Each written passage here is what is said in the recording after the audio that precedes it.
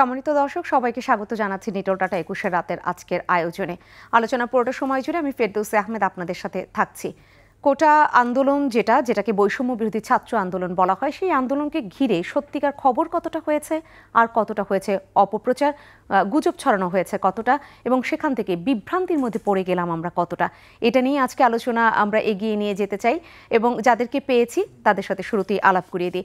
আমাদের স্টুডিওতে রয়েছেন এই আলোচনা করবার জন্য অধ্যাপক মুনতাসির মামুন, লেখক, গবেষক ও ইতিহাসবিদ। সর্বডানে রয়েছেন সৈয়দ ইশতিয়াক রেজা, জ্যেষ্ঠ সাংবাদিক।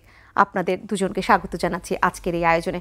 ইশতিয়াক রেজা, আপনাকে দিয়ে একটু শুরুটা করতে চাচ্ছি, কারণ আপনার কাছে কী তথ্য রয়েছে যে সত্যিকার যে ফ্যাক্ট চেক করে, যেভাবে ব্যালেন্স করে একজন সাংবাদিক সংবাদ প্রচার করে, সেইটা কতটা হলো আর অপপ্রচার কতটা হলো? অনেক ধন্যবাদ। দেখেন, মিথ্যা, অপপ্রচার, গুজব এবং ভুয়া খবর, এগুলো সব আবর্জনা ফেসবুক এবং অন্যান্য সামাজিক মাধ্যমে, এবং এগুলোতে পুরো ভরে গেছে এবং আমাদের জীবনকে ক্লেদাক্ত করে ফেলেছে, এতে কোনো সন্দেহ নেই। এই বৈষম্য বিরোধী ছাত্র আন্দোলন যেটি কোটার বিরুদ্ধে হয়েছে, এটা আমরা শুরু থেকে যতটা না দেখেছি, যখন আমরা দেখলাম যে সংঘর্ষ হয়েছে, তারপর থেকে দেশের বাইরে থাকা একটা অংশ তো এটার সুযোগটা নিয়েছে। তারা সাংঘাতিকভাবে পুরনো ছবি, এই ছবি, সে দেশে এতগুলো মানুষের প্রাণহানি ঘটেছে, এত সম্পদ ধ্বংস হয়েছে, দুটোই তো ভয়ঙ্করভাবে ক্ষতিকর, এতগুলো মানুষের প্রাণ যাওয়া। সুতরাং এমনিতেই একটি অত্যন্ত আমাদের সবাইকে বিমর্ষ করে রাখে। সেখানে আবার নতুন করে ভুয়া খবরের ছড়াছড়ি, বিভ্রান্তিকর খবরের ছড়াছড়ি, পুরনো ছবি এনে, অন্য দেশের ছবি এনে লাগিয়ে দেওয়া ইত্যাদি করে করে একটা বড় ধরনের ক্যাম্পেইন করা হয়েছে। আমি বলবো যে সরকারের দিক থেকে এখানে একটা বড় ব্যর্থতা ছিল, সেটা হলো ইন্টারনেট বন্ধ করে দেওয়া। কখনোই মাথা ব্যথার দাওয়াই মাথা কেটে ফেলা হতে পারে না। আপনি ইন্টারনেট বন্ধ করলে লাভ হয় না, তাতে করে হয় কি, গুজবটা আরও বেশি ছড়ায়। এবং গুজবের প্রতি বাঙালির একটা ভয়ঙ্কর আকর্ষণ আছে, আমাদের পুরো সমাজেরই আকর্ষণ আছে, কুসংস্কারের প্রতি, গুজবের প্রতি আকর্ষণ আছে। এতে করে ওরা যেটা করেছে, বিদেশে থাকলে তো আর আপনি আটকাতে পারছেন না, তারা সব ধরনের প্রচারণা চালাচ্ছে। দেশের ভেতরের মানুষ ভিপিএনে যোগদান করছে, করে করে এই জিনিসটাকে ঠিকই দেখতে পাচ্ছে, কিন্তু যাদের দেখা দরকার, যারা ছড়ানো দরকার, তারা ঠিকই কাজটা করতে পারছে। আমি একজন যোগাযোগের ছাত্র হিসেবে আমি বলবো দুটো জায়গায় আমাদের প্রয়োজন ছিল ঠিক করে। একটা হলো, এটা তো একটা ইস্যুজ ম্যানেজমেন্ট। আপনি ইস্যুটাকে ম্যানেজ করতে না পারে বন্ধ করে দিয়েছেন। ম্যানেজ করা উচিত ছিল। ম্যানেজ করতে হলে আপনাকে পাল্টা তথ্য দিতে হবে, আপনাকে আমি বলছি না যে পাল্টা গুজব ছড়াতে হবে, পাল্টা তথ্য দিতে হবে। ফ্যাক্ট চেকারদেরকে ডেকে এনে আপনি দরকার হয় বসান, তাদেরকে দিয়ে ফ্যাক্ট চেকিং করে বলেন যে এটা ভুল ছিল। তখন দেখবেন আপনার পক্ষে যারা ফেসবুকে লড়াই করতে চায়, তারা কিন্তু একটা অস্ত্র পেত, তারা একটা উইপন পেত। তারা ওইটাকে বলতো যে হ্যাঁ, ফ্যাক্ট চেকাররা বলেছে এটা এটা পুরনো ছবি, এটা এখানে এতজন মারা যায় নাই, এখানে এরা অংশগ্রহণ করে নাই, পুলিশ গুলি ছুড়ে নাই, আর্মি গুলি ছুড়ে নাই। মানে আপনি যদি এটা বলতে চান, কিন্তু সেটা আপনি তো বলতে পারলেন না। আপনি যেটা করলেন যে বন্ধ করে দিলেন। দ্বিতীয় হলো, যোগাযোগে বলা হয় ম্যাক্সিমাম ওপেননেস। আপনাকে ওপেন হতে হবে। আপনি ওপেননেসের মাধ্যমে, হ্যাঁ, আমার এখানে ভুল হয়েছে, আমার এখানে এতজন মারা গেছে, এতটা সম্পদ ধ্বংস হয়েছে, আমাদের কোথাও কোথাও আমাদের পুলিশ কিছুটা প্যানিকড হয়েছে, এটা হলো একটা অস্ত্র। আপনি সেই জায়গাটা যান নাই। মানুষ দুই জায়গায় ট্রাস্ট রাখতে চায়। আমার কিন্তু ক্রাইসিস হয়ে গেছে, ট্রাস্টের ক্রাইসিস, বিশ্বাসের জায়গাটা। যারা সেন্সিবল পিপল, অতি সতর্ক হতে গিয়ে এই অপপ্রচারটা আরো বেড়ে গেল। হ্যাঁ, আমরা রিঅ্যাকশনারি কাজ করেছি। আমরা যেটা করেছি, রিঅ্যাক্টিভ হয়েছি, প্রোঅ্যাক্টিভ হয়নি। আমি প্রতিক্রিয়া দেখিয়েছি, কিন্তু আমি আগে থেকে আন্দাজ করতে পারি নাই। আমি প্রতিক্রিয়া দেখাচ্ছি, কিন্তু আমি আগে থেকে সিস্টেমে নিজে ইনভলভ হয়ে জিনিসটাকে আমি কাউন্টার করতে পারিনি। আমি প্রতিক্রিয়া দেখাতে পেরেছি, কিন্তু পাল্টা তথ্য দিতে পারিনি। এই জিনিসটা আমাদের সর্বনাশ হয়েছে। জি, মুনতাসির মামুন, আপনার কাছে আসি। যে জায়গাটায় বলা হয় যে শিক্ষার্থীদের মধ্যে তো এই প্রবণতা এমনিই বেশি থাকে, তারা যে কোনো আন্দোলন, সামনের সারিতে যে কয়জন বসা থাকে, আমরা এখানেও দেখলাম সমন্বয়ক, কিন্তু তারা কে কিভাবে সমন্বয় করছে সেটা নিয়ে একটি বড় প্রশ্ন ছিল। সেখানে সমন্বয়কের সংখ্যা বাড়তে থাকলো। সব কিছু মিলিয়ে অপপ্রচারটা আরও বেড়ে যায় কিনা, কিছু কিছু শিক্ষার্থীর মধ্যে চলে গেল একটি ঘটনা, বা এভাবে করতে হবে, সেই ব্যাপারটাও এবারের এই আন্দোলনে আপনার চোখে পড়েছে কিনা? ব্যাপারটা একটু ইতিহাসের দিক থেকেও দেখা দরকার। তাহলে অবশ্যই ইতিহাস থেকে তো আমরা অভিজ্ঞতা গ্রহণ করি না, যদিও বলি।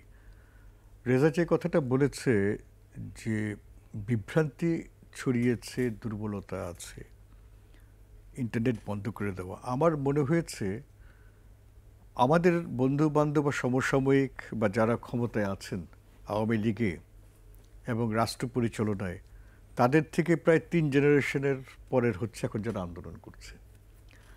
আমার কেন মনে হয়েছে তারা আমাদের কথা বুঝতে পারছে না, আমরা তাদের কথা বুঝতে পারছি না। এখানে একটা কমিউনিকেশন গ্যাপ, এবং এই গ্যাপটা দুপক্ষের মধ্যে সৃষ্টি হয়েছে। যেমন আমি এখনো বুঝতে অক্ষম, ইশতিয়াক তো সাংবাদিক বলতে পারবে আমার যদি ভুল হয়, আমি যেদিন থেকে দেখছি, আমি বাইরে ছিলাম, আমার কাছে মনে হচ্ছে একটা নন ইস্যুকে ইস্যু করা হয়েছে। কারণ কোটা তো ছিল না। এখন আমি যদি দেখেন, এখন কথা বলাটা খুব বিপজ্জনক। কেন বলছি? সবাই আবেগের একটা তুঙ্গে আছে, সব পক্ষে। আপনি যেটা বলবেন, আমি বলছি ইশতিয়াক, সেটাই কিন্তু মিসরিপ্রেজেন্টেড। হ্যাঁ হ্যাঁ, আর এটাকে ভুল ব্যাখ্যা করা, ভুল ব্যাখ্যা করবে। যুক্তি যেখানে আমি কম কাজ পরিষ্কার করছে। বলছি, জি। আমি ভুল বলে থাকলে আমি ক্ষমাও চেয়ে নিচ্ছি আগে। আমার কাছে মনে হচ্ছে একটা নন ইস্যু, কারণ কোটা তো ছিল না। ছাত্ররা এখন কোটাটা ইম্পোজ করলো। আমি যদি এভাবে বলি, সেটা কি ঠিক হবে? কোটা তো ফিরল, কোটা তো ফিরল। 2 নম্বর একটা বিষয় দরকার, আমার যদ্দূর মনে আছে প্রাইম মিনিস্টার কিন্তু বলছে কোটা নেই, কিন্তু তার কথাটা আমাদের মিডিয়া বলি, মেইন স্ট্রিম বলি, কোথায় কিন্তু কেউ এটা জোর দিল না। আচ্ছা, ছাত্ররা যখন রায়ের মানে একটা হাইকোর্টে, আমাদের ব্যবস্থাটা বুঝতে হবে, হাইকোর্টে একটা বিচারাধীন মামলা, যেদিন, তখনই কিন্তু কোটা নেই, যেদিন রায় দিয়েছে সেদিনই আমি যদ্দূর জানি তার 1 দিন 2 দিনের মধ্যেই বোধহয় স্থগিত করেছে, বা পরের দিন সরকার আপিল করেছে। সরকার আপিল করেছে, অ্যাপিল করার পরে ওইটা আবার স্থগিত আদেশ স্থগিত এসেছে। হয়েছে। তার মানে আবার কোটা আবার নেই, শূন্য কোটা। আবার শূন্য কোটা। জি। এবং মানে সুপ্রিম কোর্ট একটা রায় দিয়েছে, সেখানে কিন্তু পরিষ্কার বলা হয়েছে এটা পলিসিগত ব্যাপার, এখানে সুপ্রিম কোর্ট কিছু করতে পারে না। যেমন আজকে প্রত্যেকটা বিষয়ে কিন্তু আদালতে যাওয়া হচ্ছে, আমি বলি সেটা তো আদালত সব কিছু কিন্তু আদালত করতে পারে না। যদি পলিসিগত ব্যাপারে আদালত ওইভাবে কথা বলে, আমি জানি না, তাহলে তো নির্বাহী বিভাগ থাকে না। না, এবং আদালত কিন্তু কোনো আদেশ কার্যকর করতে পারবে না নির্বাহী বিভাগ ছাড়া। অর্থাৎ 3টি বিভাগকেই সমভাবে একভাবে দেখতে হবে। কেউ যদি মনে করে আমি এর উপরে এবং কেউ নিচে, তাহলে কিন্তু সমস্যাটা হয়। এখন আমি যে কথাটা বলছি, যে এখন তাহলে পুরো ইস্যুটা কি হলো? সরকারের পক্ষ থেকে যদি বলা হতো যে বুঝিয়ে যে আসলে এটা নেই, বা আলোচনায় আসতো, কিন্তু আমাদের সমস্যাটা হয়েছে, দেখেন আমি তো গত এত বছর থেকে দেখছি, বঙ্গবন্ধুর আমল ছাড়া, হয়তো তখন আপনারা খুব ছোট, আমি যে কথাটা বলি, বঙ্গবন্ধুর আমলে গুজব প্রতিদিন, এমন কোনো গুজব ছিল না। এবং বঙ্গবন্ধুর হত্যাকাণ্ডের একটা বড় ব্যাপারই হচ্ছে গুজব, এটা কিন্তু কেউ বলেনি। আচ্ছা, গুজব করছে, কিন্তু যখনই কোনো আন্দোলন হচ্ছে, এমনকি জাসদের আন্দোলন পর্যন্ত, আমি অন্যান্য নথিপত্র দেখেছি, তিনি কিন্তু নেতাদেরকে ডাকছেন, এসে আলাপ করছেন। এখানে কিন্তু সেই জিনিসটা অনুপস্থিত ছিল। রাইট। সিভিল সোসাইটির সঙ্গে, যেটাকে আমরা বলি, একটা যোগাযোগ ছিল। এই সরকারের কিন্তু সিভিল সোসাইটির সঙ্গে গত 3 বছর 4 বছর ধরে আমি লক্ষ্য করেছি কোনো যোগাযোগ নেই, একটা বিচ্ছিন্ন হয়ে গেছে। আচ্ছা, সব কথা বক্তব্য কেন মন্ত্রী বা প্রধানমন্ত্রীকে দিতে হবে? তাদের একটা মুখপত্র থাকবে। সমন্বয়হীনতার কারণটা কি? একজন মুখপত্র থাকবে যিনি বলে যাবে যে এটা এটা হয়েছে, তাইলে তো সবাই কথা বলে না। যোগাযোগের দিক থেকে যে আমি যতটা বুঝি, আমার বয়স হয়েছে, আমি অনাধুনিক, আমি গ্যাজেট বুঝি না, কিন্তু আমি এটা বুঝি, একজন থাকবে যিনি বলবেন। কিন্তু সমস্যা যেটা রেজা বলছে, আমি তো বিশ্বাস করি না। অর্থাৎ যারা নেতারা প্রত্যেক দিন বক্তব্য দিচ্ছেন, মানুষের সেটাতে বিশ্বাস নেই। অর্থাৎ প্রধানমন্ত্রীর চারপাশে যারা আছে তাদের উপরে আস্থা রাখতে পারছে না। আমরা প্রধানমন্ত্রীর উপরে আস্থা রাখি, কিন্তু ঠিক আছে, উনি কিন্তু পরের দিন থেকে বলছেন যে আমি এটা বলি নেই, আমি এটা করি নেই, এটা সেই। কিন্তু আমাদের মেইন স্ট্রিম মিডিয়া কিন্তু সেটাতে গুরুত্ব দেয় না। তারা গুরুত্ব দিচ্ছে কিন্তু যে ছাত্ররা কি মনে করছে। ঠিক আছে, আমি সেটাতে কোনো আপত্তি নেই। দ্বিতীয়ত, আপনি দেখেন, ধ্বংস যখন শুরু হলো, আমরা তো পুরনো অভিজ্ঞতা থেকে জানি যে ব্যাপারটা এরকম হবে। জি। সরকারের এত রকমের মানে আছে, কি বলে যেন, ইন্টেলিজেন্স আছে। 71 সালে তারা বলেছিল যে বঙ্গবন্ধুর দল জিততে পারবে না, 3য় পজিশনে থাকবে, গেল 1ম পজিশনে। এখনো তারা যদি এত তুখোর, তারা জঙ্গি দমন করেছে, কিন্তু এটাও কিন্তু বলতে হবে আমাদেরকে। এই ক্ষেত্রে তারা দিল না কেন? তার মানে হচ্ছে, যেটা সরকার বুঝতে পারেনি, তাদের বিরুদ্ধে একটা জনমত গড়ে উঠেছে। সেই জনমতটা যেমন প্রধানমন্ত্রী বলেছেন, আমি তাকে সমবেদনা জ্ঞাপন করেই বলছি, তিনি বলছেন আমি এত কিছু করছি, মানুষ এটা গ্রহণ করলো না। আমরা কিন্তু সবসময় বলেছি, দেখেন যখন আপনি সরকার নির্বাচন করেছেন আমরা আশা করেছি আপনি করবেন, সেটা করেছেন। এখন কিন্তু সঙ্গে সঙ্গে আমরা বারবার বলেছি, দেখেন সংস্কৃতি ক্ষেত্রে, শিক্ষা ক্ষেত্রে জিডিপি বৃদ্ধি করতে হবে। আমি প্রতিটি শিক্ষামন্ত্রীর কাছে গেছি যে দেখেন এই ইতিহাসটা পড়ানো হয় না মুক্তিযুদ্ধ, ছাত্রদের জানতে হবে তো।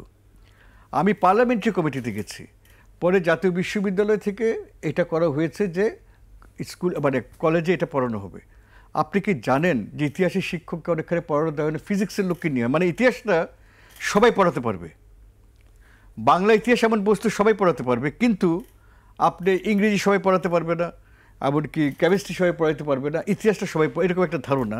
এবং কলেজগুলিতে যদি আপনি নেন এরকম, তাহলে আপনি এমন একটা জেনারেশন যাচ্ছেন তারা কিন্তু জানে না যে আসলে রাজাকার যে বলছে রাজাকারটা কি করেছে। ইঙ্গিত দিয়েছেন যে বঙ্গবন্ধু হত্যাকাণ্ডের আগে যে গুজব হয়েছিল প্রচুর, আমরা 1974 সালের কথা শুনি এবং একটি প্রেক্ষিত তৈরি করা হয়েছিল, এখানেও ঠিক একটা পরিপ্রেক্ষিত তৈরি করা হয়েছে, সেইটা আবার ফিরে এসেছে এবং সেখানে কারা কাজ করলো কারা কাজ করলো না আপনারা দুজনেই ইতিমধ্যেই চমৎকারভাবে তুলে ধরেছেন। প্রশ্নও কিন্তু ওই জায়গাগুলোতেই উঠেছে যে ইন্টেলিজেন্স কি করেছে, সাইবার যোদ্ধার ব্যাপারটা আলাদাভাবে এসেছে যে আমরা বিভিন্ন সময় শুনেছি সাইবার যোদ্ধা নিয়োগ দেওয়া হলো, সেই সাইবার যোদ্ধারা কোথায় গেলেন, তারা কি করেছিলেন।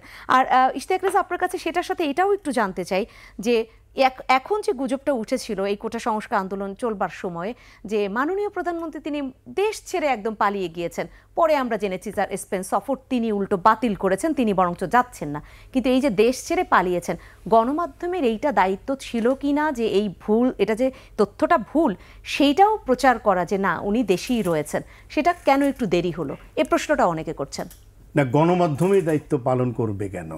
সরকারের এত এত মেকানিজম আছে, ইনফরমেশন মিনিস্ট্রি আছে, তার আন্ডারে কতগুলো শাখা আছে, প্রেস উইং আছে প্রধানমন্ত্রীর, গণযোগাযোগ অধিদপ্তর আছে, তথ্য মন্ত্রণালয়ের বিশাল সেটআপ আছে। কেউ কি সে একটা ওরকম করে ধরেন একটা যুক্তিগ্রাহ্য তথ্য নির্ভর বক্তব্য দিয়ে এস্টাবলিশ করতে পেরেছে? গণমাধ্যম তো নিজের থেকে এটা বলবে না প্রধানমন্ত্রী বিদেশ পালান না, এটা কি বলবে? কারণ গণমাধ্যম তো নিজে নিউজ করেন, এটা হয়েছে সামাজিক মাধ্যমে। কিন্তু সেটাও বলা হচ্ছে গণমাধ্যম তো বিভিন্ন ইস্যুতে চলে যায়, সাক্ষাৎকার না সামাজিক দিলেও মাধ্যমকে তো সামাজিক মাধ্যম তো কাউন্টার করার জন্য গণমাধ্যম চেক করতে চলে যায়। স্যার একটা কথা বলেছেন যে সিভিল সোসাইটি সহ নাগরিক সমাজের সাথে এনগেজমেন্টের কথাটা বলেছেন। কমিউনিকেশন তো এইটাই বলে, পলিটিক্স তো এইটাই বলে, ডিপ্লোমেসি এইটাই বলে, এনগেজ হও। কোথায় এনগেজমেন্টটা ছিল আপনি আমরা দেখান তো। ইভেন গত 15 বছরে আমরা যদি ছাত্রলীগের কথাই চিন্তা করি, আমি 2টা বিশ্ববিদ্যালয়ে পড়াই পার্ট টাইম এবং একটা পাবলিক বিশ্ববিদ্যালয়, ছাত্রলীগের সাথে সাধারণ ছাত্রদের বিশাল দূরত্ব, ছাত্র স্বীকার করবেন এটা ভয়ঙ্কর দূরত্ব, তাদের সাথে কোনো সম্পর্ক নাই। ছাত্রদের যে নানা ইস্যু থাকে সেটা ছাত্রলীগ অংশগ্রহণ করে না। ছাত্রলীগ কি করে? গণরুম করে, টর্চার করে, ছাত্রলীগ সিট বাণিজ্য করে, মেধার ভিত্তিতে সিট পায় না, সেগুলো দখল করে রাখে, বিশ্ববিদ্যালয়ের অ্যাডমিনিস্ট্রেশনের কাজে হস্তক্ষেপ করে, ভিসিকে কাজ করতে দেয় না, প্রভোস্টকে কাজ করতে দেয় না, প্রক্টোরিয়াল বডিকে ডিস্টার্ব করে, এগুলোই তো করে ছাত্রলীগ। একটা এর সঙ্গে যোগ করি, না না এসে একটা যোগ করি, গত 15 বছরে আমি যদি ভুল না করে থাকি, ছাত্রলীগ শুধু না ছাত্র সংগঠনগুলি কি শিক্ষা সংক্রান্ত কোনো দাবি তুলে ধরেছে? আমি আপনার এখানে বলেছিলাম শিক্ষা স্বার্থের রাজনীতি তো আমরা একটাও ক্যাম্পাসে দেখলাম না। শিক্ষা স্বার্থ বিরোধী রাজনীতি দেখছি, শিক্ষা স্বার্থের পক্ষে কোনো রাজনীতি, এটি এনগেজমেন্ট, মানুষের সাথে সাধারণ মানুষের সাথে এনগেজ হতে হয়। আপনাকে আমি একটু পেছনে ফিরিয়ে নিয়ে যাই, 2018 সালে একটি নিরাপদ সড়ক আন্দোলন হয়েছিল, আপনার মনে আছে? স্কুলের বাচ্চারা আপনি তাদেরকে কথা দিয়েছিলেন যে একটা ভালো সড়ক আইন করবেন, করেছিলেন? করেন নাই তো আপনি। বিশ্বাসের জায়গাটা নষ্ট হয়ে যায়, ট্রাস্টের জায়গাটা নষ্ট হয়ে যায়। একটা আইন করলেন, সেটা কার্যকর করলেন না এই পরিবহন মাফিয়াদের চাপে। এই আইনটা একদম বাতিল, অলমোস্ট ইনএফেক্টিভ থেকে গেল। 18 সালে আইন করলেন, আজ পর্যন্ত আইনটা কার্যকর হতে পারলো না ওদের চাপে। এবং এই আইনটারে এখন আবার নানা সংশোধন, মানে বলতে গেলে একেবারে এটাকে ছোট জগন্নাথে পরিণত করেছে। ছাত্ররা তো প্রতারিত বোধ করেছে এই জায়গাটায়, আপনি তো তাদের কথা রাখেন নাই। এবং একই সাথে 2000 দেখেন আমাদের ইগনোর করার একটা মানসিকতা। 2023 সালে রাশিয়া তার ফরেন স্পোক্সপারসনকে দিয়ে বলালো বাংলাদেশে একটি আরব বসন্ত টাইপের বিপ্লব ঘটানোর চেষ্টা করছে একটি মহল। আমেরিকাকে সে নাম ধরেই বলেছে, কিন্তু আমি বেসিক বক্তব্য হচ্ছে কোনো একটি মহল, এইভাবেই তারা বলেছে। তখন এটাকে পাত্তা দেওয়া হয় না, বরং উল্টো আমাদের তখনকার পররাষ্ট্রমন্ত্রী ডক্টর মোমেন বলেছিলেন রাশিয়া কি বললো না বললো এগুলা কিছু যায় আসে না। আপনার যে এই পাত্তা না দেওয়ার মানসিকতা, আজকে কি প্রমাণিত হলো যে রাশিয়া ঠিক বলেছিল? কিন্তু পরবর্তীতে তো আবার নানানভাবে পাত্তা দেয়া হয়েছে। ওই যখন পাত্তা দেয় কখন রিয়েক্টিভ যখন ঘটে যায় তখন। তাহলে আপনি এখন মুনতাসির যেটা মামুনকে হয়তো বলেছেন যে কোনো প্রয়োজন প্রোঅ্যাক্টিভ হবে। আচরণই আমরা পাই না, রিঅ্যাক্টিভ আচরণটাই আমরা শুনেন, মূলত আমি পাই। একটা কথা বলি, ছাত্রদেরকে সবসময় কিন্তু তাদের আন্দোলন আমরা সমর্থন করেছি, আর তরুণদের প্রতি একটা ভালোবাসা তো থাকবে। কারণ আমি ব্যক্তিগতভাবে শিক্ষক হিসেবে মনে করি তরুণদের অবশ্যই মাঝে মাঝে রাস্তায় থাকা উচিত নাড়া দেওয়ার জন্য। এবং আপনারা জানেন কি, আমি ইতিহাসের কথা বলছিলাম, বাংলাদেশের রাষ্ট্র গঠনে সাধারণ অনেক উপাদান আছে, কিন্তু একটা ব্যতিক্রমী উপাদান আছে যেটা ঐতিহাসিকরা বলেননি, সেটা হচ্ছে দ্রোহ। অর্থাৎ বাংলাদেশের 200 বছরে দেখবেন কিছুদিন পরপরই কিন্তু রাস্তায় নেমে যাচ্ছে মানুষ। দ্রোহ এটা আমাদের দ্রোহটা রাষ্ট্র গঠনে 71-এর সহায়তা, এরপরে শেখ হাসিনা বলেন, এদের বলেন, এরশাদের পতন সবই এরশাদের পতন। এখন এই এমনকি গণজাগরণ মঞ্চ, গণজাগরণ মঞ্চ, আমি এই দ্রোহ তো আমি জানি যে ইতিহাসের ধারা, কিন্তু যে কথাটা আমরা বলছি কোটা নাই। এখন আরেকটা জিনিস লক্ষ্য নিয়ে একটু কথার হতে খেয়ে হারিয়ে যাচ্ছে, কিন্তু পিছনে কথা না টানলে আপনার জিনিসটা বোঝা সম্ভব জি না। জি 96 সালের আগ পর্যন্ত, 96 সালের পরে শেখ হাসিনা দেওয়ার পরে এবং পরবর্তীকালে আমরা দেখেছি তার সঙ্গে নাগরিক সমাজের বিভিন্ন জনের একটা যোগাযোগ ছিল। সবচেয়ে আওয়ামী লীগের প্লাস পয়েন্টই ছিল এটা, মানুষের সাথে যোগাযোগ। এবং আজকে আমি অবাক হলাম, একজন মানে যারা সাংস্কৃতিক শিক্ষাকর্মী এমনকি শিক্ষকরা কেউ কিন্তু আসেননি। কারণ কি জানেন, একাংশের মধ্যে, আমি কিন্তু আবারও বলছি একাংশের মধ্যে, আমাকে ভুল বুঝবেন না, আমরা যখন জনসাধারণ বলি বাংলাদেশ 17 কোটি, আপনি কিন্তু 17 কোটির কথা বলছেন, আমরা যেটা আলোচনা করছি এটা একাংশের মধ্যে। একটা ভাব হচ্ছে কথাবার্তা এটা যে একটা জমিদারি একটা ভাব, সামন্ত। শেখ হাসিনা গড়তে চাচ্ছেন স্মার্ট বাংলাদেশ, তারা হচ্ছে সামন্ত জমি, সামন্ত, এবং আমরা হচ্ছে প্রজা। আমি যদি একটু কথা বলে যাচ্ছি, ওবায়দুল কাদের আমাদের বন্ধু মানুষ, সেই কথা তো ঠিক বলেন নাই, হয়তো মুনতাসির মামুন তো এখন বিএনপি জামাত হয়ে গেছে।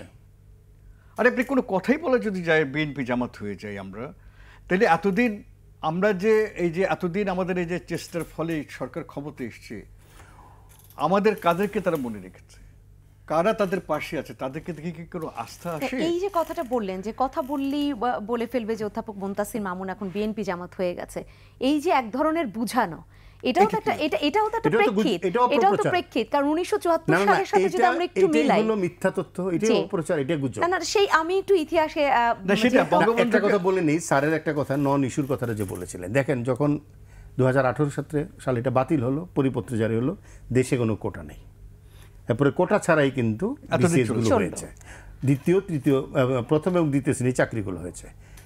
মুক্তিযুদ্ধ প্রজন্মের পরিবারের কেউ একজন একটা রিট করলো, ফেরত আসলো, তারপরে সরকার আপিল করলো, এটা স্থগিত হয়ে গেল, কোটা আন্দোলনকারীরা নিজেরা পক্ষভুক্ত হলো, তখন তো সরকার আর কোটা আন্দোলনকারীরা এক পক্ষে, এটাকে বলতে পেরেছে বুঝিয়ে? একটা সময় যে এক পক্ষে দাঁড়িয়ে গেল। এই প্রশ্ন তো সেই 1 জুলাই থেকে আপনিও এই নিটোলটাটা 21 রাতেও বলেছেন যে কেউই তো কারো প্রতিপক্ষ না, তাহলে কে কিসের আছে? এখন আমার কথা হচ্ছে এগুলি বললেই ছাত্ররা বলবে যে ওনারা তো ছাত্র বিরোধী, আওয়ামী লীগ বলবে যে আমরা তো সরকার বিরোধী, কিন্তু একটা জাস্ট কোনো নন ইস্যুকে দুই পক্ষই করেছে, আইনে তো দুই পক্ষ এক হয়ে গেল। আচ্ছা আপনি একটা বাদ দেন রিশতাক, ঠিক আছে আওয়ামী লীগ চলে গেল, আদালত কি চলে যাবে? আদালত যদি থাকে, যারা এখন আদালতের বিরুদ্ধে কথা বলছে তারা কি আদালতের কাছে তাদের যেতে হবে না? আমি কি রাষ্ট্র কাঠামো মেরামত একটা কথা এসছে ভেঙে ফেলবে, কারা আসবে? আমি একটা কথা বলি, হ্যাঁ আওয়ামী লীগকে আপনি গালি দিতে পারেন, শেখ হাসিনাকে সমালোচনা কিন্তু প্রচুর, তার মতো কেউ সমালোচনা হয় না, কিন্তু যারা আজকে বলছেন তারা কি কখন এই কোটা আন্দোলনের সময় বলেছেন বিএনপি বা জামাতের বিরুদ্ধে একটা বিবৃতি দিয়েছেন? আপনি বলতে পারেন গণতান্ত্রিক আন্দোলন যদি হয় আমি মানলাম, ছাত্রদের অধিকার আছে সবাই আন্দোলন করা, সেটা একদিন দুদিন বলেন, বিদ্বেষও হচ্ছে না প্যালেস্টাইনের পক্ষে, কিন্তু আপনি যদি রেল লাইন উপরে ফেলেন, মেট্রো চলতে না দেন, তো ও যেতে যাবে আমি যাব, আমি কিন্তু জনসাধারণ বলতে ব্যাপক, তখন তো আমাদের মধ্যেও একটা প্রতিক্রিয়া হয় যে আন্দোলন করুক, কিন্তু আমাদের দিকটা তো দেখতে হবে। আরেকটা বলি কোটার ব্যাপারে, যে কোটা ফিরিয়ে আনা হলো, দেখেন এই দেশটা একটা কল্যাণকামী রাষ্ট্র হিসেবে কিন্তু প্রতিষ্ঠিত হয়েছিল, সংবিধানও কিন্তু কল্যাণকামী, এই কথাটা কেউ আপনারা বলছেন না।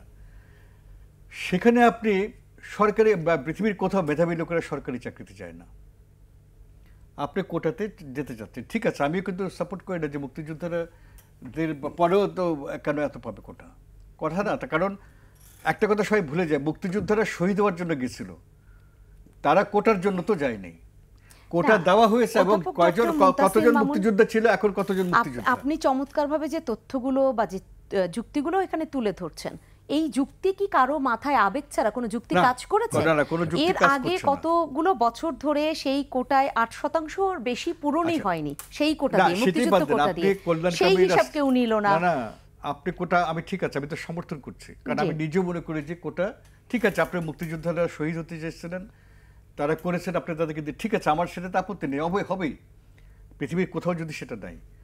কিন্তু আপনি নারীদের জন্য একটা কোটা রাখবেন না? ছাত্ররা কি, ছাত্রীরা দেখছে না যে তারা তাদের কথা আবার বলছে? স্লোগান দিচ্ছে নারীদের কোটা না, চাই না। নারীদের কোটা, এটা কারা বলছে? শহরেরা। গ্রামাঞ্চলে যে নারীটি আজকে, যে নারীদের আপনি অনেকাংশে কাজে না, দেখছেন। এটাও একটি বড় প্রশ্ন, আচ্ছা, কারণ যে নারী আপনি ঢাকা তারপরে দুই বিশ্ববিদ্যালয়ে নাম্বার। দাঁড়িয়ে বলছে যে আমি নারী হয়ে বলছি নারী কোটার না, দরকার না, নেই, কেন, তিনি সেটা কি তো- সমস্ত নারী না, প্রতিনিধিত্ব না, উনি তো করছেন না। দুই নম্বর দায়িত্ব নিয়ে? আরেকটা ব্যাপার আছে, আমি বলি, পার্বত্য চট্টগ্রাম, হরিজন, আমরা জানি যে কি অবস্থায় আছে। দেখেন, সমাজটা তো একম নাই। জি, তাদের জন্য আপনি একটু কোটার কথা চিন্তা করবেন না?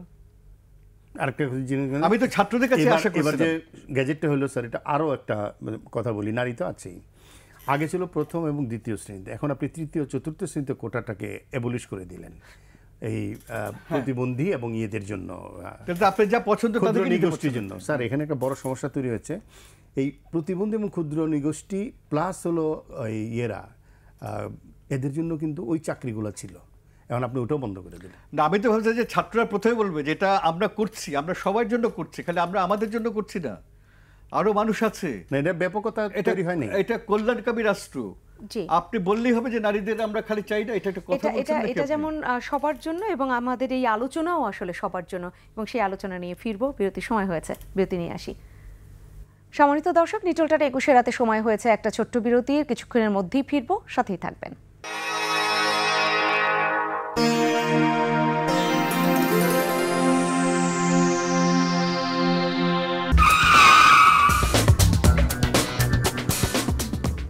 আবারও ফিরে এলাম নিটলটার 21 রাতের আজকের আয়োজনে। আজ আমরা কথা বলছি অপপ্রচার, গুজব এবং সেখান থেকে কতটা বিভ্রান্তি ছড়ালো, আর বিভ্রান্তিতে তো ক্ষয়ক্ষতি হয়ই সব দিক থেকে, সেগুলো নিয়েই আলোচনায় আবারও ফিরবো। অধ্যাপক মুনতাসির মামুন, আপনি বলছিলেন এবং আপনাকে যেখানে থামিয়ে গেলাম না, কোনো সেখান অসুবিধা থেকেই আবার শুনতে চাচ্ছি যে ক্ষতি আসলে কতটা হলো, সেটা যদি আমরা প্রাণের ক্ষতি বলি, সম্পদের ক্ষতি বলি, সেই ক্ষতিগুলো সাময়িকভাবেই আমরা উঠে আসে খুব দ্রুততম সময়ের মধ্যে, কিন্তু সমাজের যে একটি বড় ক্ষতি, সেটা কি আমরা এখনো ভাবছি? আমরা সেটা ভাবছি না, কথা ঠিকই বলেছেন। যেমন আমি বলি, আর কোনো গণ আন্দোলন আমার জানা মতো কয়েকদিনে এত প্রাণহানি হয়নি। আমি হিসেবটাও আমি ঠিক, পুলিশের গুলিতেই সবাই মারা গেল, না, তাহলে সেই কথাটা কখনো বলা হচ্ছে না। সেটারও কোনো বার্তা নেই। এখানেও আচ্ছা, সংখ্যা নিয়ে সেটার গুজব রয়েছে। সেটার কোনো বার্তা নেই।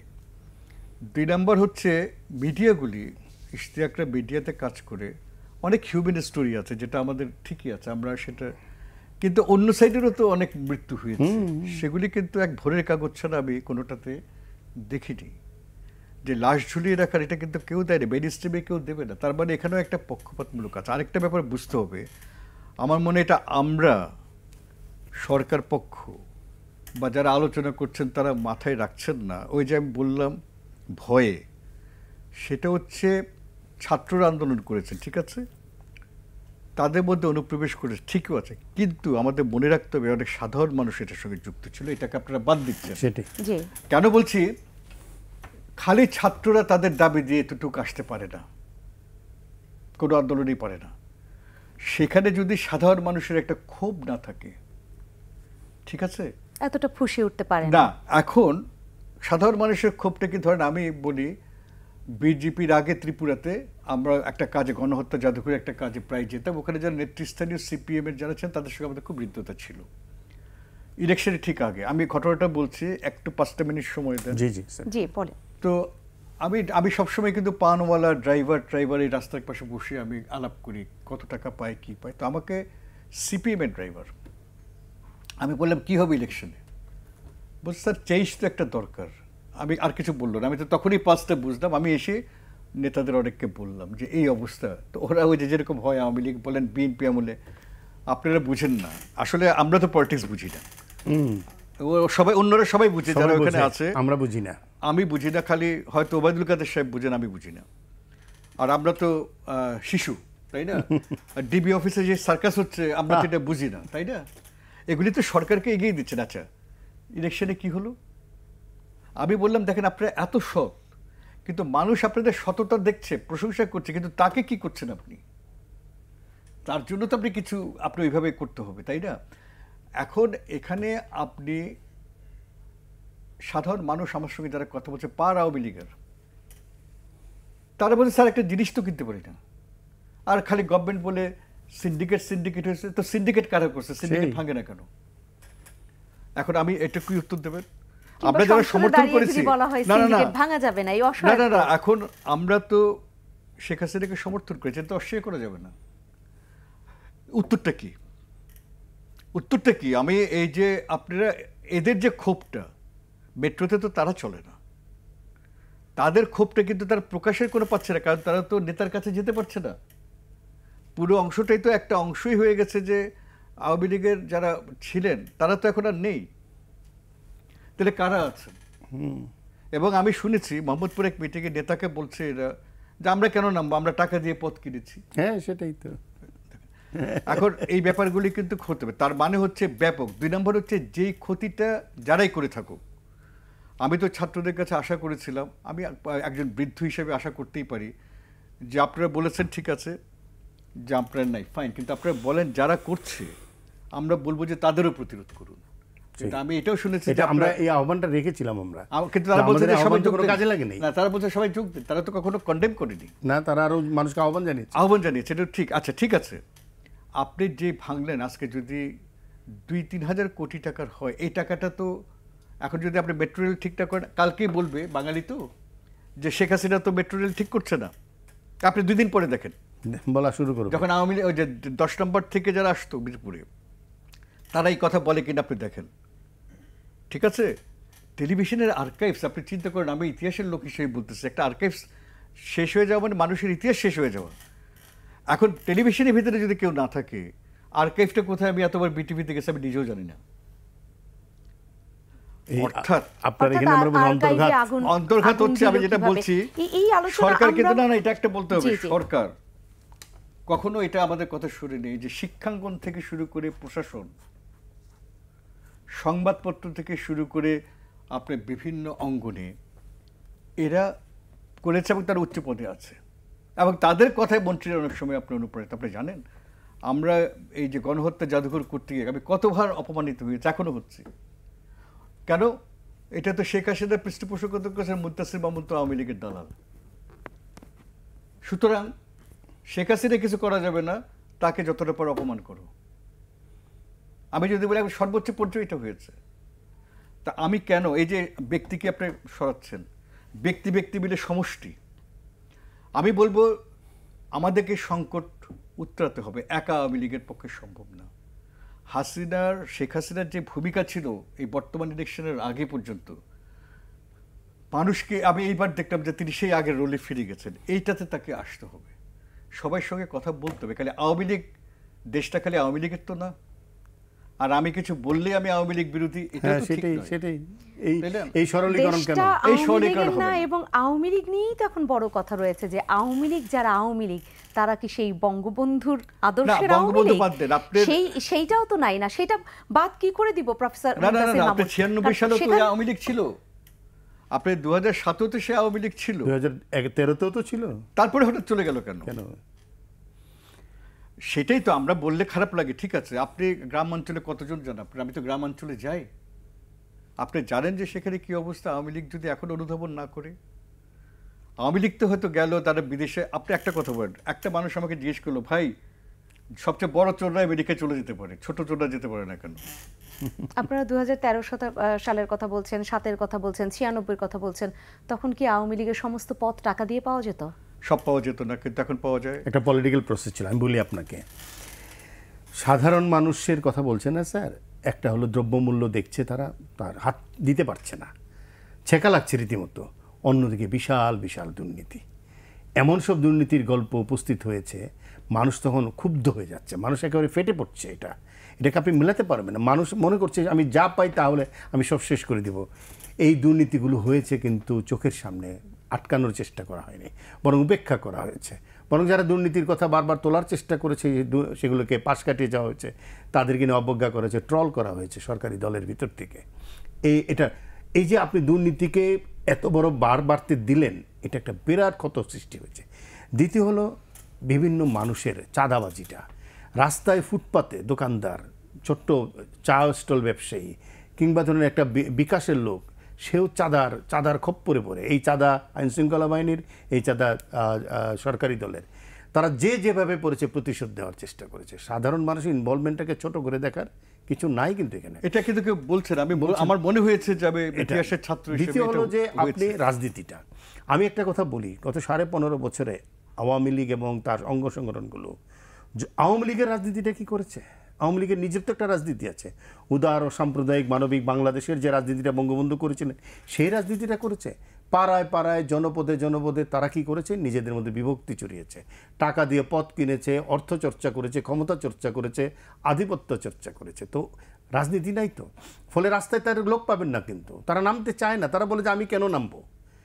কমফোর্ট, মানুষ যখন অনেক টাকার মালিক হয়ে যায়, সে সম্পদ রক্ষা করতে চায়, শরীর ওখানে আরাম চায়, সে কিন্তু রাস্তায় নামতে চায় না, শরীর আরাম চায়। তো সে তো এসি গাড়ি থেকে নেমে ঝকঝকে পাঞ্জাবি পরে 2টা বক্তৃতা দিয়ে আবার ঝা চকচকে গাড়িতে উঠে গেল। এটাই তো তার জীবন গত 15.5 বছরে। সে তো মানুষের জন্য রাজনীতি না করে নাই তো। কারণ আপনি গত উপজেলা নির্বাচনটা দেখেন, কারা নির্বাচন করেছে? সব উপজেলা নির্বাচন, একটা স্থানীয় সরকার নির্বাচন, গ্রামের মফস্বলের সাধারণ মানুষের নির্বাচন। এই নির্বাচনে চলে গেছে ঢাকা থেকে সব কোটিপতিরা। আপনি সেগুলো এলাও করলেন, তাদেরকে মনোনয়নও দিলেন। রাজনীতি তো নিজের হাতে রাখলেন না। এবং টাকাটা কাদের হাতে আছে? বেশিরভাগ কিন্তু মুক্তিযুদ্ধ বিরোধী লোকের কাছে টাকা বেশি ছিল। এখন তারা এসে এই দলে বেড়ে আরো টাকা বানিয়েছে। সুযোগ তো তারাই পেল বেশি। জি, সেই জন্য যারা কখনো ক্ষমতার জন্য যায়নি, টাকা চায়নি, অর্থ চায়নি, তাদের আমি একটা কথা বলি, এটা হয়তো ব্যক্তিগত প্রসঙ্গ। শাহরিয়ার কবির আমার বন্ধু দীর্ঘদিনের, হ্যাঁ, তাকে তো আমি অর্ধ উন্মাদ বলি। মানে শেখ হাসিনার এরকম সাপোর্টার আমি জীবনে দেখিনি। আওয়ামী লীগ মনে করে তিনি হচ্ছেন চীনপন্থী রাজনীতিবিদ, হ্যাঁ, সরলীকরণ, এবং তিনি হচ্ছেন আচ্ছা, কেন তিনি বিচিত্রায় কাজ করতেন? বিচিত্রায় তো বেইবুদু কাজ করেছে, বিচিত্রায় তো আমরাও একসময় কাজ করেছি। আমাদের কোন লেখা দেখাতে পারবে যে বঙ্গবন্ধুর বিরোধী? আপনি 21-এ কতজনকে দিয়েছেন? শাহরিয়ার কবিরের নাম গেলে সেটা কেটে দেওয়া হয়। কিন্তু এই লোকটি এখনো দেখেন মানে উন্মাদের মতো ওইভাবে সমর্থন করে, মুক্তিযুদ্ধের পক্ষের করে, আমরা তাকে সমর্থন করি। কখনো কেউ কোথাও কোনো রকম একটা গুরুত্ব ট্রল করেছে, যেটা বলা হয় ট্রল করা হয়, কিন্তু সে কি একটা আশা করতে পারে যে একটা রাষ্ট্র উভয় পক্ষে ট্রল করে? অথচ রাষ্ট্র তাকে অ্যাপ্রিসিয়েট করবে না, কারণ ও তো কোনো পদেই যায় নেই, কোনো টাকাই নেয় নেই, সেটাও আপনি তাকে বঞ্চিত করবেন। আমরা সেটা মনে করিনি। আমাদের কথা বাদ দেন, আমরা কখনো এগুলি বলিনি, কারণ আমরা সামষ্টিক দেখেছি যে শেখ হাসিনা যে কথাটা বলেছে ওইটা দিয়ে শেষ করি। আমরা কেন সমর্থন করেছি? যে আমরা অসাম্প্রদায়িক একটা রাজনীতি চাই। আমি মনে করি শেখ হাসিনা ছাড়া বাংলাদেশে অসাম্প্রদায়িক রাজনীতির কথা বলেন বা যতটুকু আমরা মানুষরা পাই সাধারণ, সেই জন্যই পেয়েছে, এটা আমি অস্বীকার করব না। এবং আমাদের সমর্থনটা কিন্তু সেই কারণে। কিন্তু তার সঙ্গে যারা আছে তারা তো কখনো আমাদেরকে সেটা মনে করেনি। আপনি একটা উদাহরণ দিন, শিক্ষকদের আপনি কিভাবে হেয় করেছেন। আমার গায়ে লাগে, আমি যদিও রিটায়ার করেছি প্রায় 10 বছর, ওরা তো আমারই ছাত্র যারা এখন শিক্ষক। তারা কি বলেছে আপনারা আলোচনা করুন। আলোচনা করলো না, বললো যে যখন হবে তখন বলছে, যখন করতে করতে ক্লান্ত। What is this? অথচ এই শিক্ষকরা, আপনি শুনেন, এই শিক্ষকরা সবচেয়ে আগে এই সরকারকে সমর্থন করেছে। আপনি এরকম করতে পারেন আমাদের সঙ্গে? যারা এখন মন্ত্রী আছে তারা কি আমাদের ছাত্র তুল্য না? পার্লামেন্টে আমার সরাসরি ছাত্র আছে 6-7 জন, মন্ত্রীও আছে সরাসরি 2-3 জন। কখনো আমরা গেছি তাদের কাছে, বলতে পারবে কোনো কাজে চাইনি। আমরা বলেছি তোমরা দেখো, সবাইকে দেখো। তো এই ব্যাপারগুলি কিন্তু আজকে উঠে আসবে। এবং আমি মনে করি সবশেষে দেখেন, অভিযোগ করে কোনো লাভ নেই। এই যে সংকটের সৃষ্টি হয়েছে, এটা ডিরেকশনে একেবারে ফুল ফ্লেজেড ওপেন হতে চলে আসতে হবে যে ঠিক আছে, আমি ভুল করেছি, এটা আর হবে না, আমি এটা বলা আমার ঠিক হয় নাই, আই এম সরি, বা যিনি এটা বলেছেন তিনি আর বলবেন না। আমরা এই কমিউনিকেশন গ্যাপ চাই না। ছাত্রদের বলা হোক যে তোমাদের তো কোটা মিলেছে, তাহলে আর কি, ইউনিভার্সিটি খুলতে হবে। এখন তো ইউনিভার্সিটি খোলার পরিবেশই নেই। না, আমি কি আমার ছেলে বা একে ইউনিভার্সিটি কেন, কলেজে খোলার পরিবেশ নেই, এটা তো বুঝতে হবে। হ্যাঁ, যদি গভর্নমেন্ট বলে করবে, একটু ওয়েট করুক, একটু দেখুক। তবে হ্যাঁ, নির্বিচারে আপনি গ্রেফতার, সেটা তো মানা যায় না। হ্যাঁ, যে বলা হচ্ছে যে অধিকাংশ রয়েছে শুধু গুজব, অপপ্রচার, অপপ্রচার আপনি করবে, পুলিশ না না পুলিশ করছে, কিন্তু পুলিশ কি সুনির্দিষ্ট ইয়েতে করছে না, এটা একটা গ্রেফতার বাণিজ্যের পথ তৈরি করছে। আজকে একটা পেপারে দেখলাম, আমি ভুল হতে পারে, পুলিশ কালকে মইনুল হোসেনের বাসায় গেছেন, যে মইনুল হোসেনকে ওয়ারেন্ট, উনি মারাই গেছে। এগুলি কি ধরনের? না, এই যে যেগুলো শিক্ষার্থীদের পক্ষে রিট দায়ের করলেন দুইজন আইনজীবী, সেখানে হিয়ারিং এও কিন্তু এই কথাগুলো এসছে যে এখন সেই স্বাধীনতা যুদ্ধের সময় ব্লক রেইড দেখা যায়, রাতে গিয়ে দরজায় ঠকঠক করে, আগে যেমন বলা হতো এখানে কি কোনো মুক্তি আছে কিনা, এখন ঠকঠক করে বলা হয় শিক্ষার্থী আছে কিনা, শিক্ষার্থী বের হয়ে আসলে তার মোবাইল নিয়ে নেওয়া হয়, নানান ধরনের চেক করা হয়। এটা কালকে ঠিক আছে, এটা কেউ বলবে না, কিন্তু বিএনপি আমল হয়েছে, আমাকে তুলে নিয়ে যায়নি। হ্যাঁ, আমাকে রাতে মধ্যরাতে শারীরিক আক্রমণ, আমাকে মেরে ফেলতে চায়নি রিমান্ডে। আজকেও যে আমাদের হারুন যতই কথা বলুক, ওই যে ডিবির, যে এটা পুলিশের রাস্তার জায়গায় ডিবি এরকম, আরে ডিবি কি সেটা তো আমি জানি, আমাকে তো মেরে ফেলতে চেয়েছে। সেটাই। এবং বিএনপিপন্থী এক মানে ছাত্র বলছে, স্যার আমি যতক্ষণ আছি, ওইটা তো শিক্ষকতার একটা ব্যাপার, আপনি সে জেগেছিল 3টা পর্যন্ত, ভোর রাতে বললো যে আমি স্যার এসে আপনাকে প্রথম সেলের বাইর করবো যাতে আপনাকে কোর্টে পাঠাতে পারি। কেন কোর্টে পাঠালে হবে না, আমাকে ঠিক 5টার সময় এসে বললো স্যার আপনি বাইরে আসেন। আমি কোর্টে গিয়ে দেখে নূর ভাই, আসাদুজ্জামান নূর দাঁড়িয়ে আছে, বললো যে তোমাকে নাকি মেরে ফেলতে চাচ্ছিল, এবং এটা হুইচ ইজ ট্রু।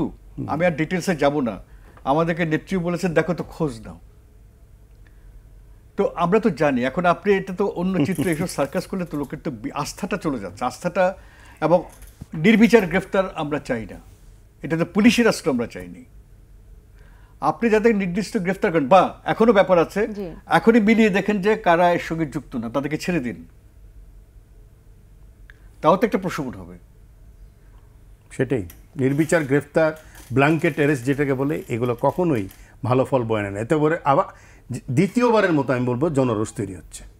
তাহলে এগুলো তো লাভ আসলে কার ঘরে গিয়ে উঠছে, লাভের ফসল যদি বলি, অর্থ বাণিজ্য জায়গাটা করে তাদের হয়, অথবা এই যে থানা বাণিজ্য নামে এখন যে কথাটা চারদিকে প্রচলিত হচ্ছে, এইটার ব্যাপারে কি আসলে খুব বেশি গুরুত্ব দেওয়া দরকার না? এই বাণিজ্যগুলো তৈরি হয় না, সবই হয়তো সত্য, এখানে আবার গুজবের ব্যাপার আছে, ঠিক আছে? এখানেও মিডিয়া অনেক সময় গুজবই প্রচার করে। আমি একেবারে যে মিডিয়া খুবই হুমজিক্যাল হয়ে যায়, আমি বলছি যে যাদের অ্যারেস্ট করছে সবাই নির্দোষ, তা আপনাকে তো বাছাই করতে হবে। আমি বাছাইটা বলতে চাচ্ছি না, বাছাই তো করতে হবে, তথ্যগুলো একদম সামনে আনতে হবে। এই যে মৃত্যুর সংখ্যা থেকে শুরু করে সেটা একদম প্রচার করা, বা কার গুলিতে কে নিহত হলো সেগুলো আস্তে আস্তে বের হয়ে আসা, তাহলে তো গুজবটা কিছুটা হলেও প্রশমিত হয়। না হলে তো গুজব আরো মাথাচাড়া দিয়ে ওঠে। এবং যে কোনো ব্যাপারে প্রেক্ষিত যদি তৈরি হয়েই যায়, যেগুলো ফুঁসে থাকা নানান ধরনের ক্ষোভের কথা বললেন, তখন তো একদম অপপ্রচার বা সেটাকে আমলে নিতে হবে, সেটাকে আপনি এখনো ইগনোর করতে পারেন না। আমি কথাটাই বলতে চাচ্ছি, বারবার তো এই কথা উপেক্ষা করা যাবে না। এখানে আসলে সেই আমলে নিয়ে কি করণীয় রয়েছে সেটা প্রথম কথা হলো যে আপনি আজকে ফেসবুক এবং ইউটিউব খুলে দিয়েছেন, হোয়াটসঅ্যাপ খুলে দিয়েছেন, এটা ভালো কাজ, এটা আরো আগে করা দরকার ছিল। দ্বিতীয় হলো যে আপনি ফেসবুকের সাথে বসেন, ইউটিউবের সাথে বসেন, তাদের টার্মস অফ কন্ডিশন, তারা যেমন কমিউনিটি স্ট্যান্ডার্ড করে, তারা বলেন আপনার স্ট্যাটাস ফেলে দিচ্ছে, যেটা আওয়ামী লীগ দাবি করছে যে মুক্তিযুদ্ধের পক্ষের কোনো স্ট্যাটাস, অসাম্প্রতিক কোনো স্ট্যাটাস গেলে ফেসবুক সেটাতে কমিউনিটি স্ট্যান্ডার্ড দিয়ে দিচ্ছে। অর্থাৎ তাহলে কারা ফেসবুককে নিয়ন্ত্রণ করছে? আপনি সেই জায়গাটা যান, আপনি তাদের সাথে চিন্তা করেন, আপনি আপনার কমিউনিটি স্ট্যান্ডার্ড ঠিক করেন যে বাংলাদেশের কমিউনিটি স্ট্যান্ডার্ডের বাইরে গেলে আমি কিন্তু এই জায়গার মধ্যে। এখানে একটা কথা বলি একটু, ওকে, ইন্ডিয়া যখনই বলেছে ফেসবুককে ডাক দেখেছে, দৌড়ে চলে আসছে সবাই ডাক, এখানে করে না, কারণ আমাদের তো এখানে এরকম জোরের সঙ্গে ওনারশিপ নেই তো, ওনারশিপ নেই তো। ভারত বাধ্য করেছে যে তোমাকে আমার এখানে অফিস খুলতে হবে, আমার রেভিনিউ শেয়ার করতে হবে, আপনি কেন করতে? ফেসবুক বাংলাদেশ থেকে 90% বিজ্ঞাপন নিয়ে চলে যাচ্ছে, ইউটিউব নিয়ে যাচ্ছে, গুগল নিয়ে যাচ্ছে, আপনি কেন তাদের সাথে শেয়ার করছেন না?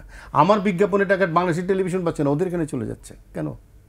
ওদের ওখানে চলে যাচ্ছে, ক্ষতিটা তো আমাকে দিয়ে যাচ্ছে, ক্ষতিটা তো নিয়ে যাচ্ছে। আরেকটা আপনি দেখেছেন যে এই ঘটনার আগে আমি তো আমার ফেসবুক নেই, আমি ইউটিউবে একটু দেখি, জাস্ট ওই যে আসে না একটা পর একটা, শেখ হাসিনার বিরুদ্ধে কি কদর্য ভাষায়, জঘন্য ভাষায়, কি জঘন্য ভাষায়, নোংরা, আমাদের সবাইকে, মানে যারা কি, আমি নাকি বাংলাদেশের সেরা 10 জন নাস্তিকের মধ্যে একজন, ঠিক আছে, এরকম দিচ্ছে। আমরা কথা, আমি বিআরটিসি চেয়ারম্যানের কাছে গেছি যে এগুলি কি বলেন, দরখাস্ত করেন, আচ্ছা আমরা দেখছি, তারপরে বলে পাঠালেন যেগুলিতে আমাদের কর্তৃত্ব নাই। আচ্ছা ওনাদের যদি না যদি কর্তৃত্বই না থাকে, যেটা বললো, তাহলে অফিসে আপনি এখানে অফিস করেন যদি রেভিনিউ, তো আমি রেভিনিউ দেবো না, একটা বাংলাদেশিও কিন্তু সেটার বিপক্ষে বলবে না। কিন্তু সেই জোটটাও তো আমরা আনতে পারিনি। কেন পারি না? সেটা পারেন না কেন? এত কিছু শাসন ক্ষমতা তো আপনি, আমরা পারি না। শাসন ক্ষমতায় আপনি, আপনাকেই জোটটা দিতে হবে। আমাদের তথ্য প্রযুক্তি প্রতিমন্ত্রী সারাক্ষণ কথা বলছেন, উনি নাকি 10 লক্ষ সাইবার যোদ্ধা তৈরি করবেন, 4 লক্ষ করবেন। জি, আমি এই সাইবার যোদ্ধাটাই আপনার কাছে শুরুতেই জানতে চেয়েছিলাম। কোথায় সেই সাইবার যোদ্ধা? তার এই সাইবার যোদ্ধারা কোথায় ছিল এই সময়ে? দেখলাম না তো তাদেরকে। আওয়ামী লীগের লোকজন, ছাত্রলীগের লোকজন জামাত শিবিরকে যে এত গালি দেন, তাদের তুলনায় সামাজিক মাধ্যমে, তথ্য প্রযুক্তি জগতে এত দুর্বল কেন? আপনি যে একটা সিআরআই বানাইছেন, এটা কই? সেটা কোথায় তো খুঁজে পাওয়া যাচ্ছে না। প্রশ্নগুলো তো থাকেই। সাইবার যোদ্ধা যদি থাকতো, তারপরে আমরা এখান থেকে বলতে চাই যে এটা প্রশমন হওয়া উচিত। খালি টাকা মারার ধান্দা, এছাড়া কিছু না। একটা করে প্রজেক্ট আনবে, এই সরকার ফেলে দিলেও যে একটা খুব বেটার সরকার আসবে বা আপনাদের প্রবলেমসগুলি হবে, সেগুলি তো আমি শুনেছি যখন নাকি একটা চরম পর্যায়ে বিশ্ববিদ্যালয়ে একজন শিক্ষক আমাকে বললেন, আমার এই ছাত্র প্রফেসর, যে স্যার আমাদের তো লিস্ট করেছে বেছে বেছে, আমাদেরকে বলে যাওয়া হয়েছে, মানে তখন তারা ধরে নিয়েছে সরকার পতন হবে। না, বনশ্রীতে তো মুক্তিযোদ্ধাদের বাড়ি খোঁজা হয়েছে। সেই চিত্রটা কি কোনো অংশে কম হয়? এখন এই ছাত্রদের অনেক বাবা নিশ্চয়ই মুক্তিযুদ্ধের পক্ষের, তারা সেটাও বিবেচনা করবে। আর সংঘাতে গিয়ে, হ্যাঁ হতে পারে সংঘাত, কিন্তু আমরা তো এই দেশটাকে সিরিয়া করতে চাই না। জি, মানুষের ক্ষোভ, আমি একটু এখন ওই আলোচনায় যেতে চাই। মানুষের ক্ষোভ পেয়েছে, সেখানে একটা প্রেক্ষিত তৈরি করার কাজটা অনেক সহজ হয়েছে। যারা আর কি গুজব, অপপ্রচার বা বিভ্রান্তিটা ছড়িয়েছে, এখন তাদের আলোচনা একটু আসি। যারা ঠেকাতে পারেনি তাদের আলোচনাই মূলত আমরা এতক্ষণ করলাম। সেইখানে যদি ইশতিয়াক রেজা, জামায়াত, বিএনপি অনেক বেশি ভূমিকা পালন করে থাকে, তাহলে তারা কিভাবে কাজটা করলো এবং কতটা আসলে সফল হলো? দেখেন, 2013, 14, 15 এই সময়টার কথা যদি আপনি ফিরে যান, তাহলে দেখবেন যে কি ভয়ঙ্করভাবে সামাজিক মাধ্যমে অপপ্রচার হয়েছে। তখনই শিক্ষা নেওয়া উচিত ছিল যে পাল্টা একটা কিছু করতে হবে, কারণ আপনি ফেসবুক বন্ধ রাখতে পারবেন না। ফেসবুক বন্ধ রেখে, হোয়াটসঅ্যাপ বন্ধ রেখে তো আপনি ব্যবসা বাণিজ্য চালাতে পারবেন না। শুধু ফেসবুকের উপরে নির্ভরশীল আছে বিশাল একটা ক্ষুদ্র ব্যবসায়ী, যারা ফেসবুক কেন্দ্রিক ব্যবসা করে, তাদের আয়ের উৎস এটা। হোয়াটসঅ্যাপে তো এখন একটা বিজনেস ডিল হয়, বিজনেস সেকশন আছে। তারপর ইন্টারনেট তো স্বাভাবিকভাবেই সব কিছুর, এখন ইন্টারনেট ছাড়া প্রিন্টারে প্রিন্টও দেওয়া যায় না, এই অবস্থা হয়েছে। এই বাস্তবতা অনুধাবন করে তখন থেকে উচিত ছিল যে দেশের বিরুদ্ধে, যে আমরা বেশ কিছু ঘটনা দেখেছি যে প্রাণঘাতী সংঘর্ষের কারণ হয়ে দাঁড়িয়েছে ফেসবুকে উল্টাপাল্টা প্রচার। রসরাজের কাহিনী, রংপুরের টিপুর কাহিনী, রামুর কাহিনী, এগুলো থেকে আমরা শিক্ষা নিয়েছি। কুমিল্লার নানুয়ার চরের কাহিনী, আমরা কি এগুলো থেকে শিক্ষা নিয়েছি? আমরা নিইনি। তাহলে আমরা তখন থেকেই কেন স্ট্রংলি আমরা চেষ্টা করলাম যে আমরা পাল্টা একটা, আমি বলি না যে অপপ্রচার করতে হবে, পাল্টা প্রচার করতে হবে, তথ্য সমৃদ্ধ প্রচারের উইং থাকতে হবে আমরা কিন্তু একটা কমফোর্ট জোনে খুবই কমপ্লেসেন্ট ছিলাম। ইশতিয়াক রেজা, আমরা ভুলে গেলাম কি করে যে কতটা জনমত ওদের পক্ষে নেওয়া যায়। চাঁদে সাইদিকে দেখা গিয়েছিল, সেটা কি কম প্রচার হয়েছিল? যুদ্ধ অপরাধের বিচার শুরুর পর থেকে জামাত এটাকে তাদের একটা একেবারে রিলিজিয়াসলি এটাকে নিয়েছে যে বাংলাদেশের বিরুদ্ধে নামতে হবে। ওরা কিন্তু আওয়ামী লীগের বিরুদ্ধে নেমেছে এইটুকু বললে হবে না, কিন্তু বাংলাদেশ বিরুদ্ধে নেমেছিল। তার বিপরীতে আমাদের লড়াইটা, আমাদের যারা বলছে তারা তাদের লড়াইটা করে মুখে খালি বলছে জামাত শিবির, জামাত শিবির, পারলে মুনতাসির মামুনকে দিনে 5 বার জামাত শিবির বানিয়ে দেয়, কিন্তু সত্যিকারে জামাত শিবিরকে মোকাবেলা করার অপপ্রচারের কৌশলটা আমরা। আচ্ছা, খুব বাদ দেন, শেখ হাসিনার পক্ষে সম্ভব হয়েছিল যুদ্ধাপরাধীদের বিচার করা। দুটা কোর্ট ছিল, এই আমলে এসে একটা কোর্ট করে দিলেন আইনমন্ত্রী, ঠিক আছে? সেই কোর্টে বিচারক নেই, সেই মানে প্রায় নেই, কিছু নেই, প্রসিকিউটর নেই, তদন্ত কমিটির তাড়াছড়া অবস্থা, ইনফ্যাক্ট কোনো কাঠামোই নাই। 2, যারা অ্যাপিল করেছে যুদ্ধাপরাধীরা, সুপ্রিম কোর্ট আজ পর্যন্ত তাদের কথা শুনেনি, কিন্তু এখন তো অগ্রাধিকারের ভিত্তিতে সব শুনলো। তার মানেটা কি? আমার এই কথায় ক্ষুব্ধ হবেন আপনারা, আপনারা মুক্তিযুদ্ধ বা বাংলাদেশের স্বাধীনতাকে অগ্রাধিকার দেবেন কি দেবেন না সেটা হচ্ছে প্রশ্ন। সেই আপনি যদি সেটা দিতেন তাহলে বাংলাদেশের বিরুদ্ধে যারা যুদ্ধ করেছে কেন সুপ্রিম কোর্টে তারা অগ্রাধিকার পাবে না? আমাকে খালি আইন বোঝাবেন, আইন আমরা বুঝি না, ঠিক আছে, কিন্তু বাংলাদেশ তো আইন মেনে হয়নি, ঠিক আছে?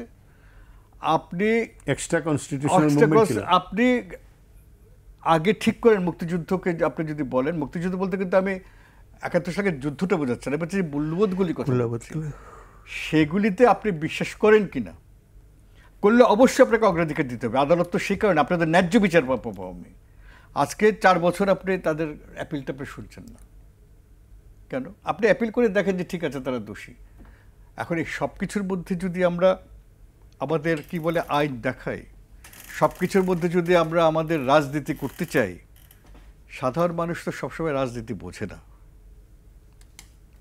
সেই জায়গা থেকে আইন আসলে কাদের জন্য কিভাবে কাজ করা দরকার, এবং আপনি যে মুক্তির যুদ্ধ, যেটা সত্যিকার মুক্তির, সাম্য বা সেই সুশাসন, সেগুলো নিয়ে তো হাজারবার কথা ওঠে এবং সেখান থেকেই তো এই ক্ষোভগুলোও তৈরি হয়েছে।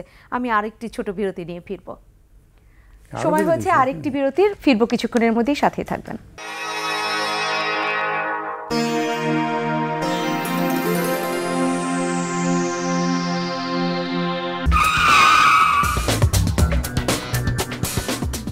আবারও ফিরে এলাম নিরোটারা 21 রাতের আজকের আয়োজনে।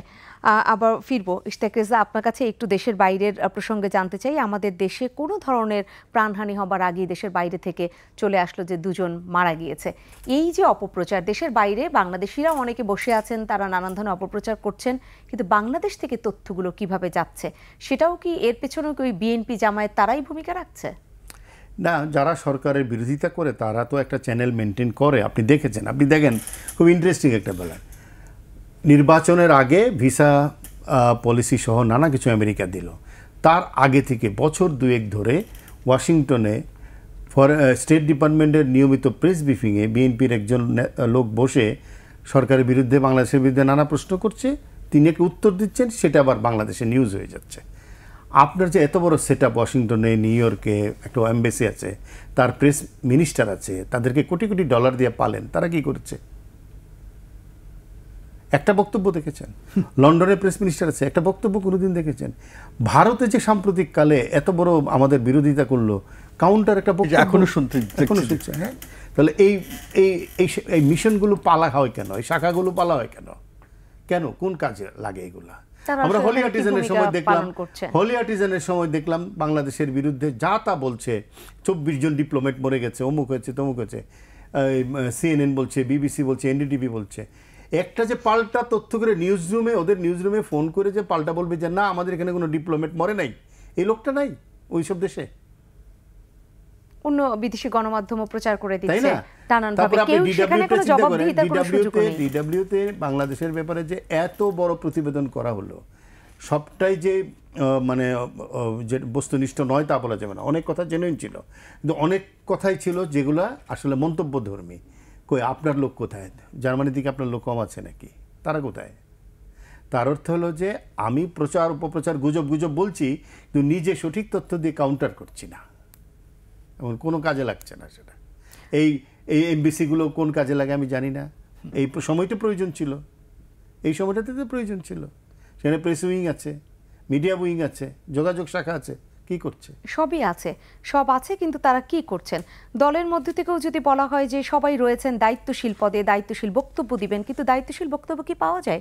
যেই বক্তব্যগুলো থেকে আরও বেশি অপপ্রচার হয়। শুনে যথেষ্ট বলেছি। ইতিমধ্যে আমরা সরকার বিরোধী হিসেবে নিশ্চয়ই পরিচিতি লাভ করছি। আমাদের আর এগুলি নিয়ে কিছু বলার নেই। আমরা সবাই সব কিছু জানেন, সবাই সব কিছু বোঝেন, কেউ তো অবুঝ নয়। সরকার হয়তো বোঝেন না বা বুঝতে চান না। আমি খালি একটা কথা বলবো, দেখেন, এই দেশটা কথা যদি মনে রাখেন, এই তরুণরাই এই দেশের মালিক হবে। আমরা তো চলে যাচ্ছি, তাদের বুঝতে হবে, সরকারকে বুঝতে হবে, এই দেশটাকে রাখতে হবে। এবং এই দেশটা অসাম্প্রদায়িক রাষ্ট্র না হলে আধুনিক হবে না। এই দেশটা একটা সাম্য কল্যাণমুখী না হলে যারা আন্দোলন করছে তারাও সুফল পাবে না। একটা বিরাট অংশ বাইরে চলে যাবে এখান থেকে, যারা খালি সরকারি চাকরির কথা বলছে। সরকারি চাকরি কেন চাচ্ছে? ক্ষমতা আছে, অর্থ আছে, এটা আছে, সব কিছু আছে। পৃথিবীতে আগেই বলেছি মেধাবীরা কিন্তু সরকারি চাকরিতে কম যায়। কোটা আন্দোলন আপনি আরোপ করলেন, ঠিক আছে, তাও মানলাম, কিন্তু এখন দেশটার কথা আমাদের ভাবা উচিত, মানুষজনের কথা ভাবা উচিত। এই দেশ না থাকলে আপনি আন্দোলন করবেন কোথায়? এখানে যদি একটা গৃহযুদ্ধমূলক পরিস্থিতি হয় তো আপনি কি আপনি আপনার সন্তান বেঁচে তো থাকা বা যাবে আপনারা না, আমি থাকবেন? তো আলাদা কেউ না যেখানে আমরা তখন বেঁচে আপনারা থাকবো। কাকে দোষারোপ করবেন? জি, ঠিক আছে, আমার মনে হয় দুপক্ষেরই উচিত বসে কিভাবে আমরা সুষ্ঠু সমাধানের পথে যেতে পারি। অহং ত্যাগ করে একদিকে, ওই দুপক্ষ যদি অহং দেখায় যে আমরাও ক্ষমতাবান, আসলে ক্ষমতার বল বলতে আমরা যেটা দেখছি এটা ক্ষণিকের। আমি ইতিহাসের ছাত্র, এরকম ক্ষমতা আমি অনেক দেখেছি। ওনারাও ছাত্র ছিলেন একসময়, ঠিক আছে, তারাও দেখেছে। আমরা কিন্তু অনেক আন্দোলন করে এখানে এসেছি, একেবারে জলে ভেসে এসেছি তা তো নয়। 68 সাল থেকে রাস্তায়, যখন হয়তো ইশতিয়াকের জন্মই হয়। আমাদের অভিজ্ঞতা তো আছে।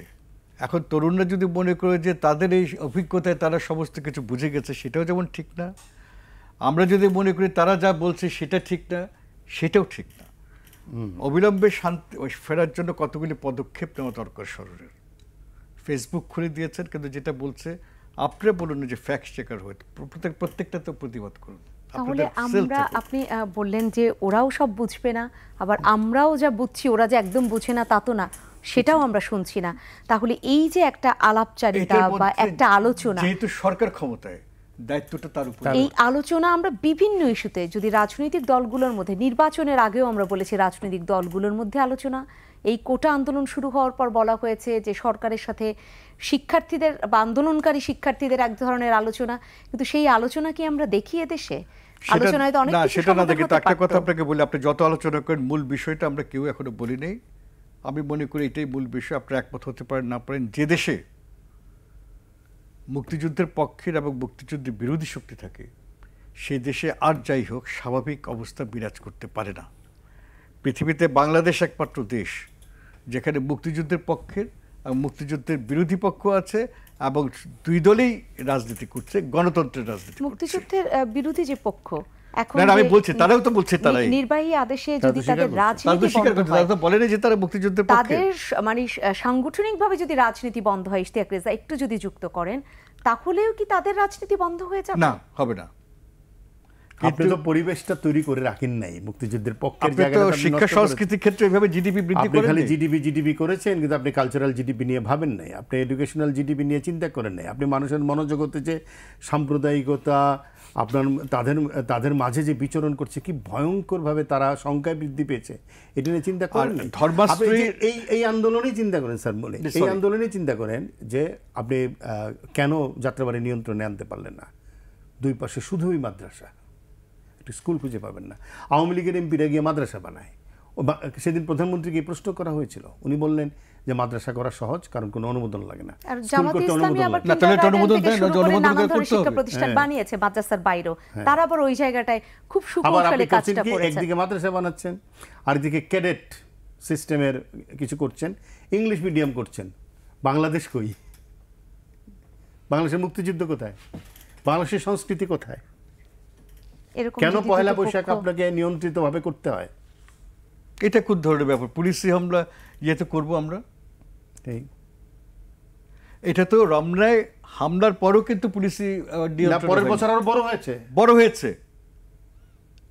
আমি আপনাকে বলি, আমার এখনো মনে আছে, এটা এরশাদ আমলে প্রথম দিকে, যখন ওই যে বাংলা একাডেমি ঘিরে যে বিরাট আন্দোলন হচ্ছে, আমাদের তখন সামরিক আইনের বিরুদ্ধে প্রতিবাদ দেখাবার একটা উৎস ছিল পহেলা বৈশাখে।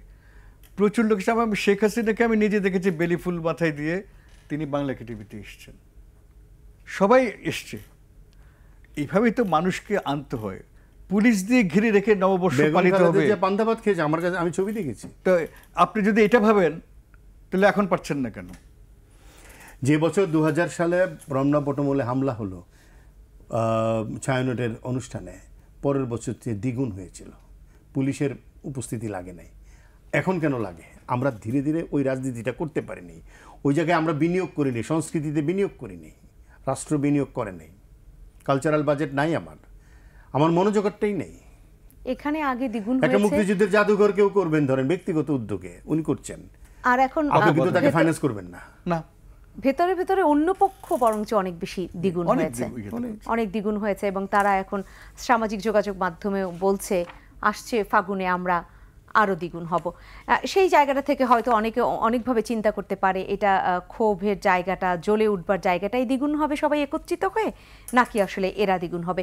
সেই বিভ্রান্তিও দূর করা গেল না, এবং এই আন্দোলনের মধ্য থেকেও কতগুলো পক্ষ রয়েছে সেটাও এখন পর্যন্ত চিহ্নিত করা যায়নি। সেখানে আমাদের অনেক বেশি যদি বলি গুজব, অপপ্রচার এবং বিভ্রান্তি, এই আলোচনা এতক্ষণ ধরে করেও আমরা কোনো ধরনের ভ্রান্তিই বোধহয় দূর করতে পারলাম না মানুষের জায়গায়, কারণ মনোজগতে ওইটা ঢুকিয়ে ফেলা হয়েছে, ঢুকে গেছে।